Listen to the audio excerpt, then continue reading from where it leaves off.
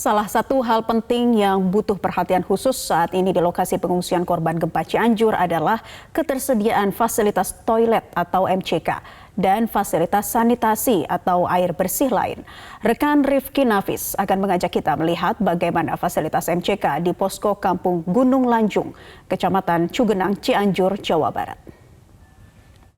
Pemirsa, keperluan sanitasi memang merupakan keperluan dasar yang sangat penting, terutama bagi masyarakat yang saat ini tengah mengungsi di posko akibat terdampak gempa di Cianjur. Dan saat ini saya sudah berada di salah satu posko pengungsian yang berada di Kampung Lanjung 2, Kecamatan Cugenang, di mana memang kondisinya masih cukup memprihatinkan. Dengan menggunakan tenda terpal seadanya, juga dengan dapur-dapur umum yang diciptakan oleh masyarakat sendiri, dibangun oleh masyarakat sendiri untuk dapat memenuhi kebutuhannya, masih terdapat kendala yaitu penyaluran air bersih dan juga fasilitas toilet ataupun MCK. Dan saat ini saya sudah berada di salah satu MCK, fasilitas MCK ataupun fasilitas sanitasi yang disediakan oleh pihak donatur.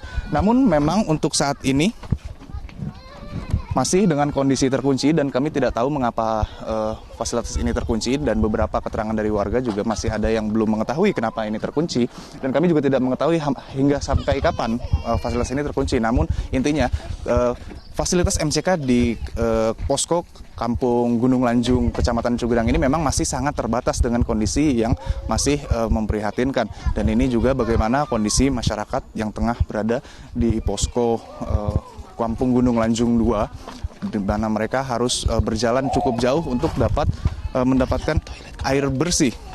Ibu, maaf ganggu waktunya, bisa kami tanya kalau misalkan harus ke toilet itu ada di mana ya, Bu? Di belakang posko sini. Di belakang posko ini? Oh, berarti kami harus lewat sini. Lewat belakang ya, untuk bisa ke WC? Ya. Baik, terima kasih Ibu. Ya. Dan itu dia salah satu informasi yang kita terima dari masyarakat, bahwa untuk dapat menuju fasilitas MCK, sanitasi ataupun kamar kecil, harus menggunakan akses belakang posko. Dan saat ini kami tengah mencoba untuk melihat bagaimana sebenarnya fasilitas yang tersedia di posko Kampung Gunung Lanjung 2, Kecamatan Cugenang ini. Tepat di sisi sawah, kemudian di belakang posko begitu ya, ada jalur setapak, di mana kalau kita susuri memang terlihat ada sebuah bilik yang digunakan sebagai fasilitas kamar mandi. Dan saat ini ada masyarakat yang nampaknya ingin menggunakan fasilitas tersebut. Ibu, bisa saya bantu mau ke kamar kecil, Bu?